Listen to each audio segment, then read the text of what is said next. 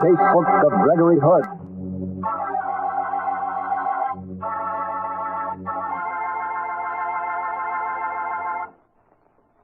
Tonight, the story of The Sad Clown. Another exciting adventure from the Casebook of Gregory Hood.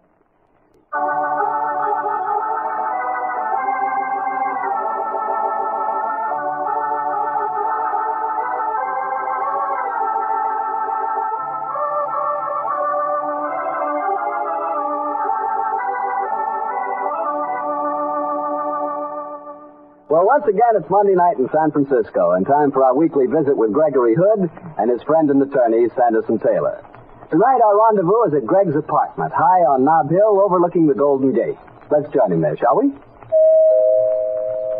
Well, hello, Harry Martell. Good evening, Mr. Taylor. I won't ask you where Greg is. I can hear him. He's working on some ideas for his new suite.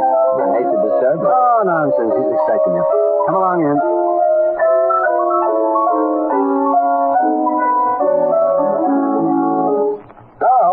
You sneaked in so quietly, I didn't see you. Evening, Greg. Don't stop playing. Oh, you like it? I think I'll call it Sarah Van for a Sad Clown. Might be rather effective if I can get past this phrase.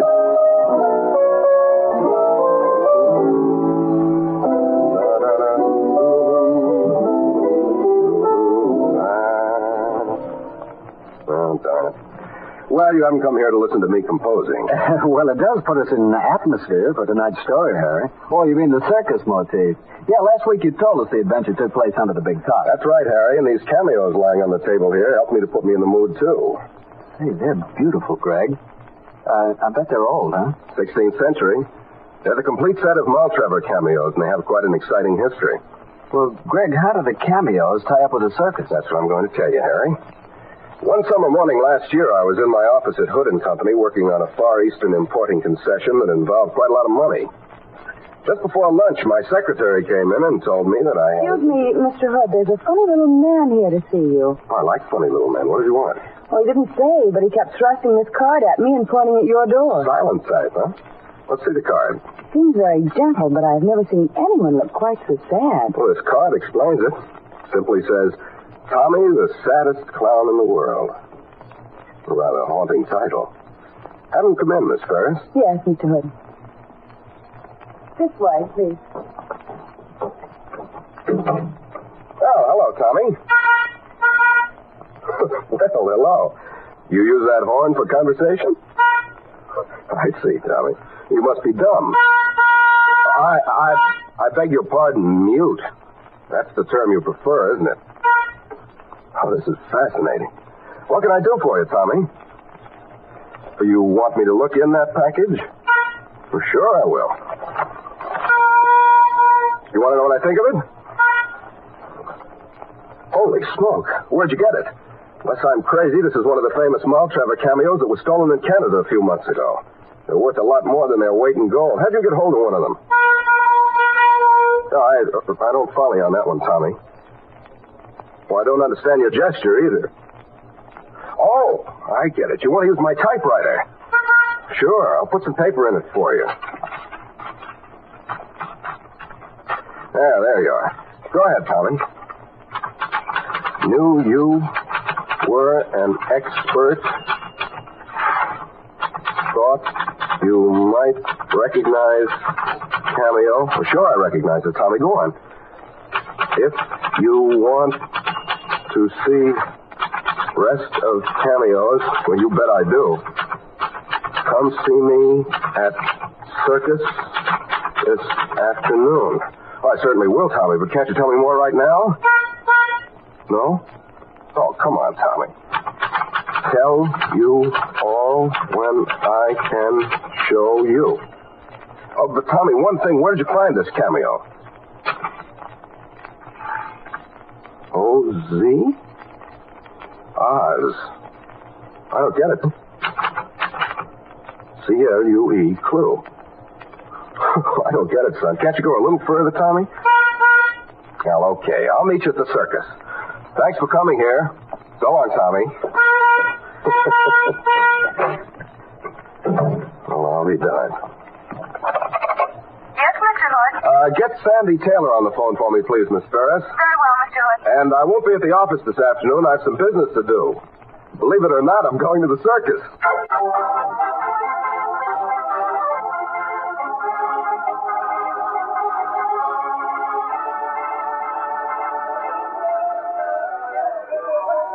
First, I thought you were coming to the circus with you, Greg. But now that you've told me the story, I'm practically speechless. A rare condition for an attorney. But speechlessness certainly cued me into this business. In spite of his affliction, Tommy got the story over very clearly. You're sure the cameo he showed you was one of the stolen Maltravers sets? I was nearly positive, but I took it to Dick Gump before I came out here and had him confirm my opinion. The cameo is one of a set of 12, and they're extremely valuable. There's a big reward offered for them. Well, how the devil would a mute circus clown get a hold of a valuable cameo like that? I think that wouldn't be hard to dope out. These cameos are stolen goods. They came across the border from Canada. The circus would offer wonderful possibilities for smuggling stuff past customs. Yes, it would. Never thought of that before. Nor did I. Until sad Tommy came to see me this morning. Oh, do you want to see the program? Oh, yes, thank you. You know, Greg, I've never gotten over my boyhood passion for circuses. Nor have I. That's it. Oh, my God, Greg. What? I presume you've taken a gander at this well-proportioned lady on page 3? No.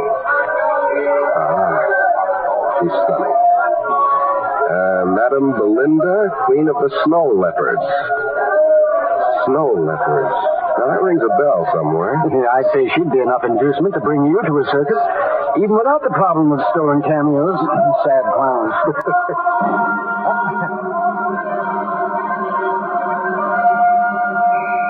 The grand entry. Here come the bareback riders. Sit back and enjoy yourself, Sandy. Even though we're here on business, we might as well combine it with pleasure.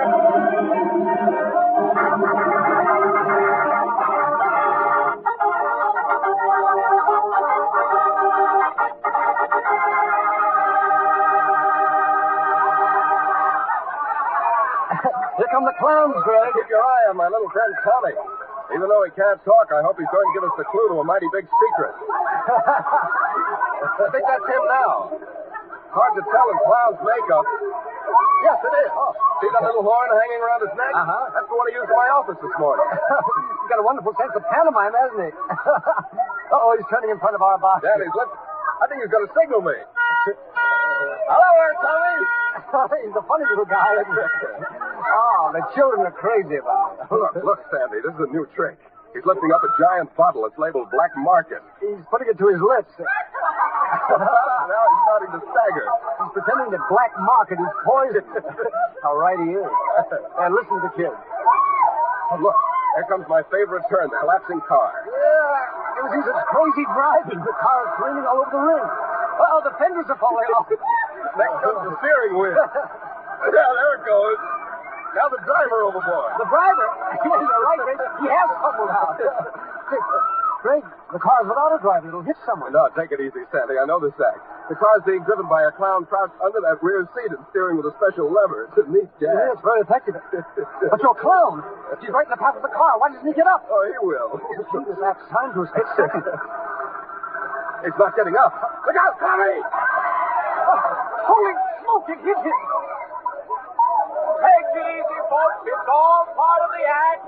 Now, the heck it is. Come on, Sandy. We're going back to do some checking. That looks to me like a deliberate attempt at murder.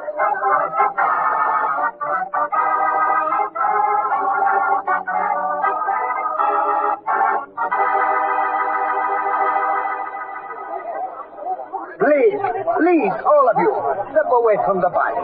The body? Tommy dead? See, he died in a tragic accident. Oh, the poor devil. Swear this wasn't an accident. I know that particular car routine too well. Please, gentlemen, you are not members of the circus. I am Paducci, the ringmaster. I must ask you to leave. Not without looking at the body. See, Tommy was a friend of mine.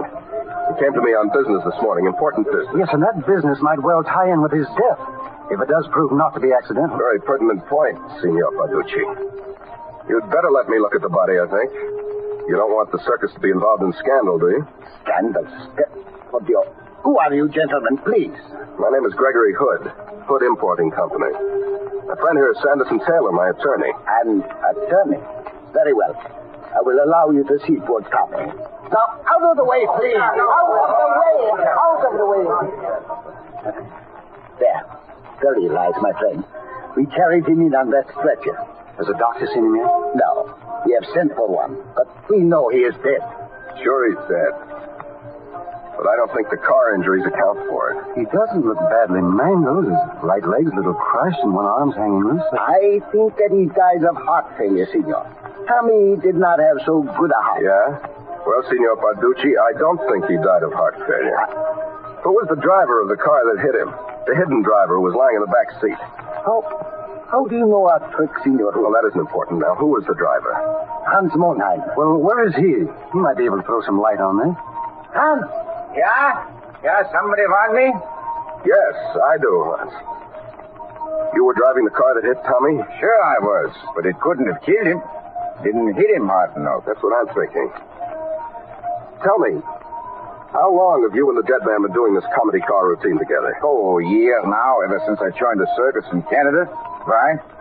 When you made that last swerve towards him as he was lying on the ground, you expected him to jump up, didn't you? Sure I did, mister. That's the way we had the act figured out. He'd done it a couple of 100 times that way. First and seconds, you know. As soon as I realized that something was wrong with Tom, I swerved and jammed on the brakes. But I couldn't help hitting him. Well, how do you account for the fact that tonight he didn't spring out of the way when you expected him to? Well, I think it must have been his ticker.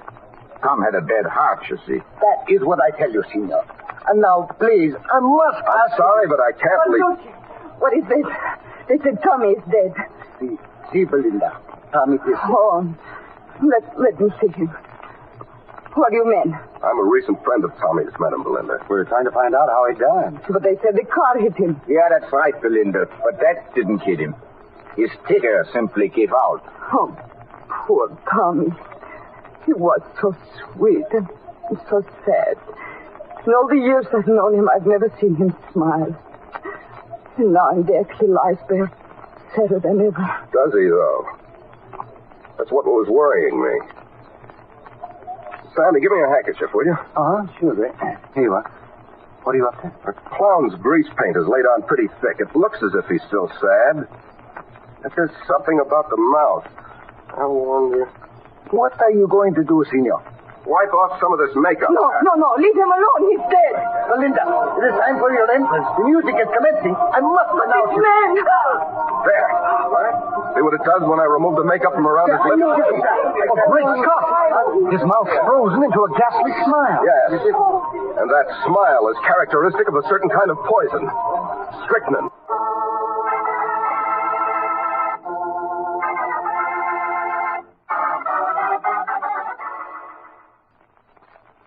Greg, this is quite a story. The saddest man in the world died in full view of a crowded circus, huh? He did, Harry.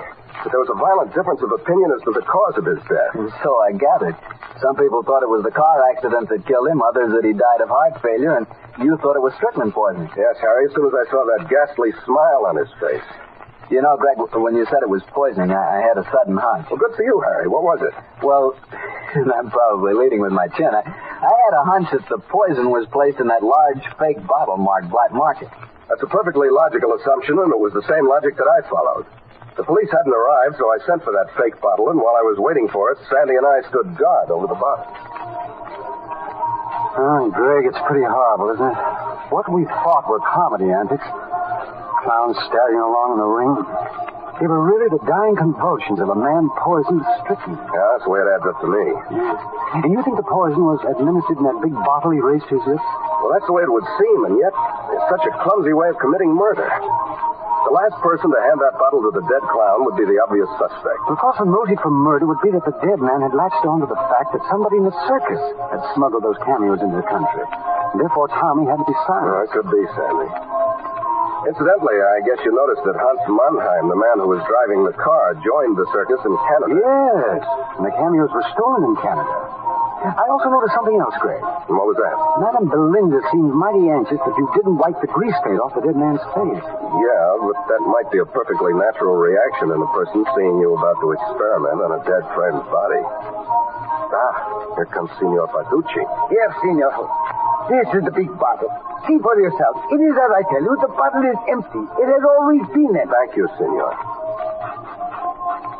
Not only empty, but there's a strong musty smell. Yes, senor, I'm sure this bottle's been empty for some time. Then the poison wasn't in this bottle. How was it administered? That's what we have to find out, Sandy. That particular poison often doesn't act in under 15 or 20 minutes. Senor Paducci. Yes? Did the dead man share a dressing room with the rest of the clowns? No. He was our principal clown. He had his own dressing room. May I examine it? See, it is behind the leopard cage. You can see it from here. The room with the yellow door. Oh, yes, thank you. Come on, Sandy. The police will be here any moment. I have the greatest respect for them, but we're already 2 jumps ahead. We might as well try to make it 3.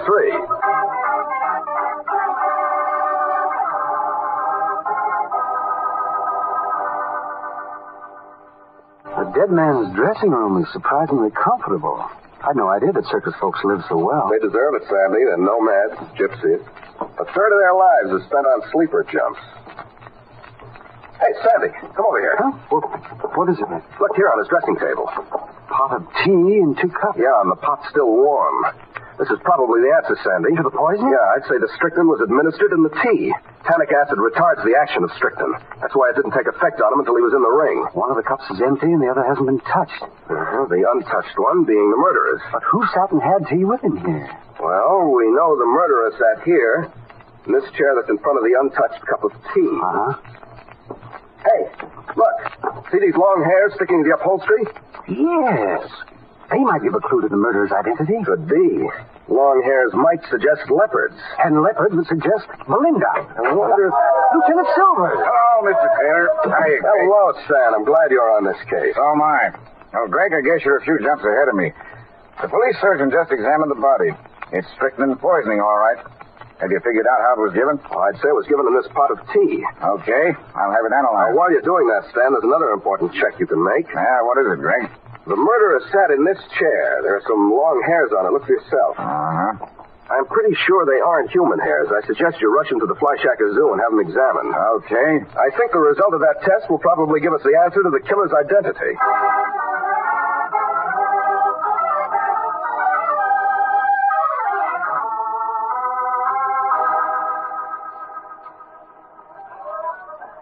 Greg, are we headed for Madame Belinda's dressing room? Yeah.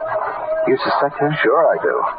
And it all ties in with the clue that Tommy spelled out on the typewriter this morning. You mean about those 2 letters, O-Z? Yes, Sandy. I couldn't figure it out at the time, but Tommy added the typed fact that it was a clue. I was still confused until I saw the circus program tonight and read about the snow leopards. Yeah, but I still don't get it. What do the 2 letters O-Z have to do with snow leopard? Well, Tommy said it was a clue, Sandy.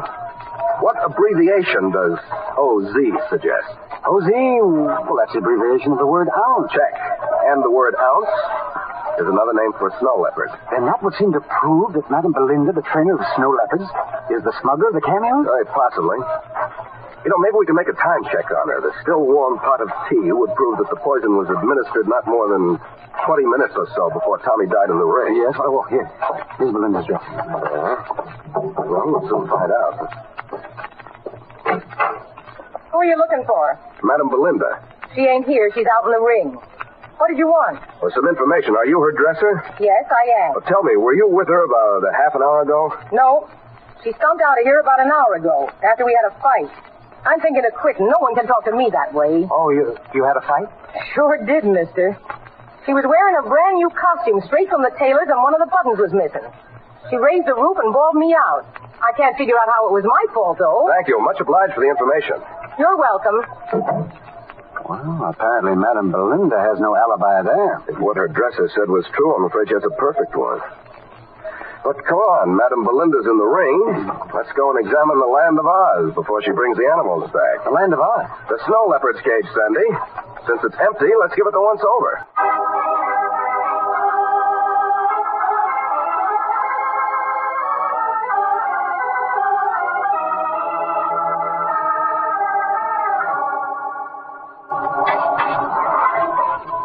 Say, Greg, there's someone in the back of the cage.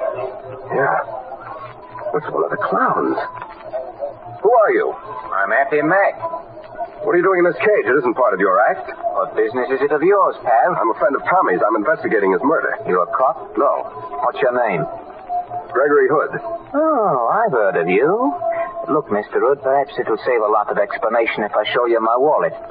Here. There's some identification there. Oh, so you're a Canadian private detective, eh? Private detective? Then you're only disguised as a clown, eh? Sure, I was hired in Montreal to track down the Maltrevor cameo. So? Let's join forces. We're on the same trail. Who do you suspect? Madame Belinda. You see, I've been watching the dead clown Tommy around this cage. When he got killed in the ring just now, I figured it tied in with Belinda and Tommy's interest in the cage. So I came here and did some snooping. Did you spot anything? I sure did. Come and look in this tackle box in the corner. Now, get a load of that. The missing cameos. But only 5 of them. Yeah, 5. The original set that was stolen numbered a dozen, didn't it, Mac? That's right. 6 are still missing. I figure Belinda's been getting rid of them one by one as the circus traveled down from the border. Too bad I couldn't have nabbed her before. Then she poisoned Tommy because he'd spotted her secret. Sure, that's the way it must have been. And yet I won. Here comes Madame Belinda now. Yeah, and the big cats are with her. You better get out of here, but fast. What are you men doing in the cage? Just taking a look-see, Belinda. And we found plenty, too. Enough to send you to the chair. You stole the cameos, and you poisoned Tommy. I killed Tommy? Why, I've turned the animals on you. Jason! Stella! Greg, I had a gun. So do I. Call your animals off. I will. Yes, you will. I've got you covered. Inspector Silver. Oh, Silvers. I'm mighty glad to see you. Call off your animals, madam. Thanks, Jason. Oh, that was a close one. Did you get a report on those hairs I found on the killer's chair, Sam? Yeah, Greg, you were right. They were hairs from a snow leopard. They were. Swell. Now I know who murdered Tommy. Sure, it was Madame Belinda. That's what I figured.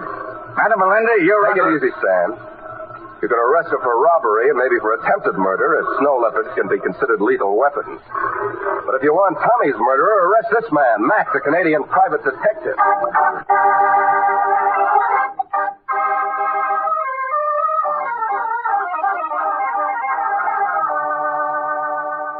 Well, Greg, now that we're back in the apartment and Mac's under arrest, I'll confess that I was off on the wrong track completely. Well, so was I most of the time. As soon as Stan told me that those hairs were snow leopard hairs, then I knew it wasn't Madame Belinda. And that's when I was certain it was her. Sandy. Remember, she was dressed in a brand new uniform straight from the tailor's, and she hadn't started her act when Tommy died. So she couldn't have had the hairs on her costume. Then Mac planted them on the chair, planning to frame her? Sure. And by his own admission, he'd been searching the cage. He had every opportunity to obtain the hair. Wait a minute, let me get this straight. Now, he poisoned Tommy the clown because Tommy had discovered the stolen cameo? Check. And Tommy undoubtedly saw the original 12 cameos. Sure, and Mac killed him. Double check. Then he tried to frame Belinda by placing those hairs on the chair. Then he planted the 6 cameos in a very obvious spot in the leopard's cage, knowing Belinda would be the logical suspect. But the cameos, Greg, why were there only 6 of them? Well, there's a neat slant on that one. Mac was engaged as a private detective on the case. He was right about that. He tracked down the 12 cameos, all right. Which Madame Belinda had stolen. Yes, but he played both ends against the middle. He pocketed 6 himself, then said Belinda had disposed of them. Oh, a fact that she wouldn't have been able to disprove. Then he was going to go back to Canada with half the collection to claim the reward. His return would cast all suspicion away from him. And he'd have disposed of his 6 cameos on the side. Right. Dirty a combination of murder and double-cross as ever I tangled up with. Oh, dear, and poor, sad Tommy got killed because of his curiosity, huh? Yeah, poor little devil. I'll tell you one thing, Sandy. Huh? What's that? I'm going to Montreal as soon as these cameos are returned to their rightful owner. You're going to buy them? You bet your life, Sandy. But this time they'll be crossing the border legally as the property of Gregory Hood and Company importers.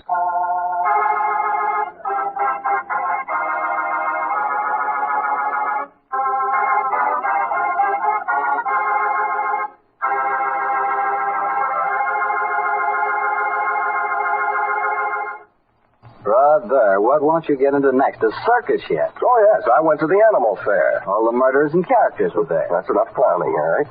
But it was interesting, that we can say. That we can. Hey, Greg, it was too bad you had to miss the act with the snow leopards. Yes, it was. That sort of thing appeals to the aesthetic in me. So many things do. Pardon me, what was that you said? I said so many things do. Well, sure, I'll admit it. That's the way I am. Not me, I'm different. You're telling me.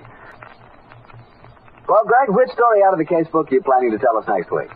Well, next Monday, I'm going to tell you about one of the strangest adventures that Sandy and I ever had. It concerns a strangled dancer, a somewhat bewildered businessman, and a cryptic message from beyond the grave. A message that proved to give the clue to murder. See you next Monday, Harry.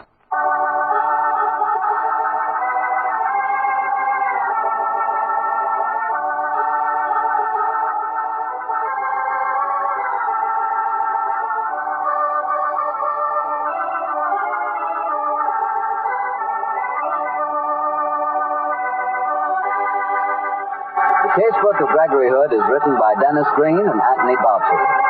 Original music composed and played by Dean Fossler. Elliot Lewis plays the part of Gregory Hood, and Sanderson Taylor is played by Howard McNeil.